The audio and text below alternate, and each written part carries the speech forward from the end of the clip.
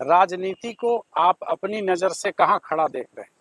सामाजिक राजनीतिक जीवन में स्वच्छ चरित्र के व्यक्ति का रहना, सरवाइव करना, आगे बढ़ना बहुत कठिन है। असंभव नहीं है, लेकिन कठिन है। और अक्सर मेरे से भी ये लोग सवाल करते हैं, आप गांधी जी को मानते हैं, गांधी जी को फॉलो करते हैं?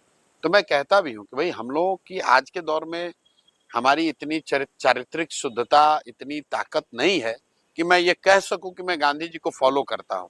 हाँ, ये जरूर है कि प्रयास कर रहे हैं कि जितना हो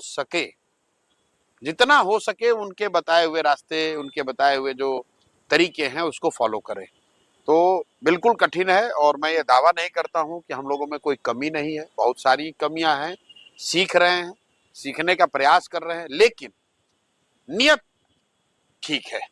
नियत बस इतनी है, सोच बस इतनी है कि जिस धरती में जन्म हुआ, जहां हमारे बाप दादा कभी मजदूर रहे, उसी धरती के सरकारी विद्यालय से पढ़कर अगर जीवन में कुछ हासिल कर लिए हैं, तो मुझे ऐसा लगता है कि मेरी ये जिम्मेवारी है कि मैं प्रयास करूं।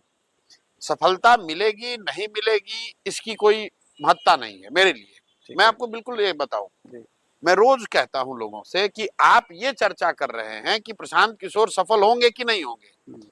चर्चा आपको ये करनी चाहिए कि ये प्रयास होना चाहिए कि नहीं होना चाहिए बिहार में। क्योंकि बिहार को सुधारने का जो प्रयास है, वो चाहे आप करें या हम करें, आज हो या 10 वर्ष के बाद, करना तो किसी न किसी बिहार के आदमी को ही पड़ेगा। बिल्कुल। और सुधार की जरूरत क्यों है? इसलिए नहीं कि प्रशांत किशोर कह रहे हैं, इसलिए नहीं कि हम नीतीश और मोदी और लालू के विरोधी हैं, इसलिए कि 1970-75 के दौर में भी देश का सबसे गरीब और पिछड़ा राज्य बिहार था, और आज भी जयप्रकाश नारायण के संपूर्ण क्रांति के आंदोलन और नारे के 50 साल के बाद भी आज देश का सबसे गरीब, सबसे पिछड़ा, सबसे ज्यादा निरक्षर, सबसे ज्यादा बेरोजगारी, सबसे ज्यादा पलायन वाला राज्य बिहार ही है।